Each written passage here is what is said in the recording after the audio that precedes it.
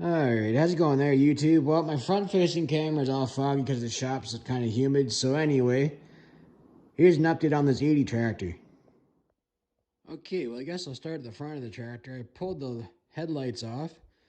They were kind of rotten, so I pulled them off. I would like to put them back on. Of course, if I can find another set. Guess if someone has a nice set of them, I'm looking for those. Never used to like the looks of lights on these tractors, but since this one's got the full electrics package with the starter and the generator, all the wiring, the amp meter gauge and all that, it'd be nice to have the lights on. This one's, I guess as far as these tractors go, is pretty well loaded. I pulled the generator out and the bracket off today because I wanted to go at this water pump packing nut here a little bit. This nut right back in here, the end of my finger, with the little notches on it. You can give that a little tightening up, and it'll tighten against packing inside the pump. And you can repack these pumps. And we've done the 1828 a couple of times, and I just did the same job in the 1828 before I took it to Corthus. So just take a long punch and a hammer and give it a couple of taps, but I'm soaking it with some penetrating fluids because I bet you that hasn't moved in probably 30 years. Brings another point. This tractor, before I got it, my buddy had this tractor, and the guy he got it from, it sat in his fence row for 30 years, but it wasn't seized up or anything when he got it, so you just never get it to run. I did have this one running today, though. Kind of by chance, I left the mag switch on, and then I pulled that friggin' generator off, and I wanted to pull the belt off, and I wanted to clean all the crud out of that pulley since I was in there. I went to flip the tractor over, and one pull of the crank, this thing started. So I guess that's kind of a cool thing. One pull on the crank for a tractor that sat for over 30 years. So I guess we got her about tuned up right. Anyway, I got this rear rim welded up.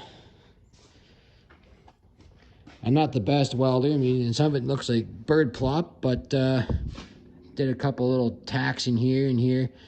Obviously, before I paint the tractor, I'm going to pull the rims off and sandblast them. I'm going to clean them up real nice. But there's another patch back in here.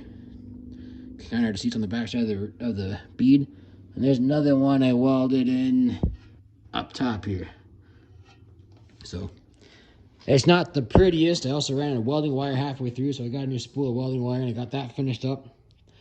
So that should work good. I do have tubes coming for it. I got to pick those up from Ontario Vintage Tractor here on YouTube, of course. Go over and check out my buddy Rick at Ontario Vintage Tractor, of course. So he's helping me out with this a little bit, with getting some tubes and whatnot.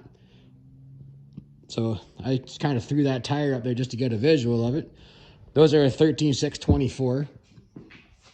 I pulled 12, I think 12.924s off them, or 12.4s. That's something like that. I don't remember the number right now. And I can't squeeze my arse in between the wall and the front of the tractor to go over and look on the other side. I'm diddling with this platform here a little bit too. Of course, it's got a pretty good bang here in the back, so I got to pull this bar off and get that straightened back out. I broke the fenders over here. I got to weld a patch of steel in here so I can make the little clamp work. I'm trying to get the fenders bolted up. I had a bolt in here, but I think there's some dirt inside the hole, and I ended up twisting it off. But I got a video to show you guys how to get a broken bolt out of a cast hole. I'll show you guys that in another video, but that might be down the road. I think what I'm going to end up doing, I got to pull this other dust shield off. It's down in here. That's where it bolts onto with the fender braces. And I just can't quite get it in there. I think I'm going to pull this dust shield off.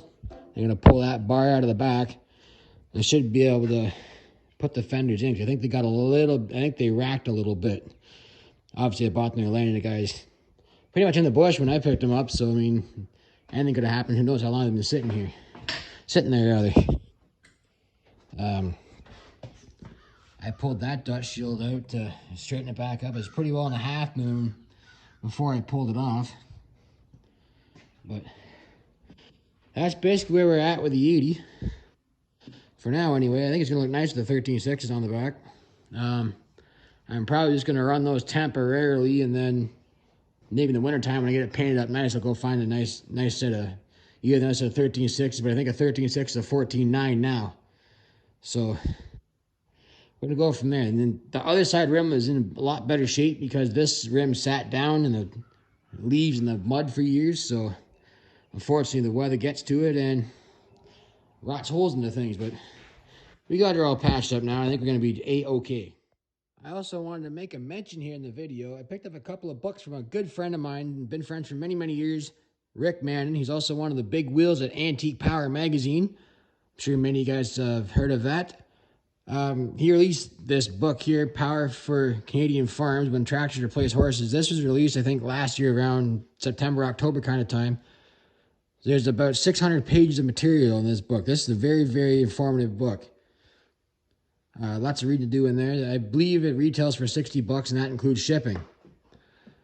Another book I just picked up actually last week, Remembering the Eagle Tractors. Now, Rick has an Eagle. My grandfather had an Eagle. I did not ever have a chance to run it because, well, I wasn't born yet when Grandpa sold it. But I do have an interest in Eagles, and this is a very good book, too. He did do a book about 1991 kind of time on Eagle tractors before, but this is kind of the revised issue. There's a lot more information in it. And I do think I have the original book in one of these cabinet drawers somewhere. I'm not sure what drawer, but it's there somewhere. This is just kind of a temporary setup for me here. I got, while we're doing the basement and whatnot, I got the cabinets, and that's the stuff I took to Kawartha there.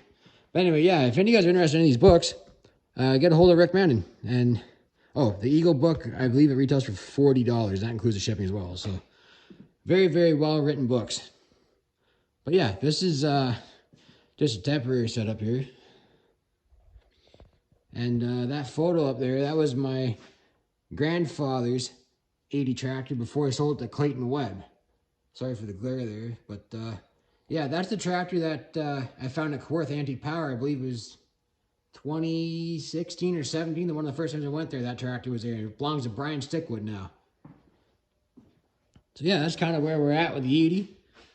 Then the hard part is needs to be cleaned up and get ready for Cookstown. I do need to take the carburetor apart on that tractor. It's got a cork float in it, and I think it's starting to get gas in it. And then, of course, when it gets gas, the float sinks and won't let gas into the tractor, and the carburetor will flood up. So that's been an issue with that tractor for, the last about 10 years or so, but it's progressively getting worse, and it's kind of getting a pain in the back to start it. So I think we're going to be doing a carb video on this one before long. If not Cookstown, it'll be definitely before Milton. So anyway, if you guys like that video, please comment, rate, subscribe. Thanks for watching.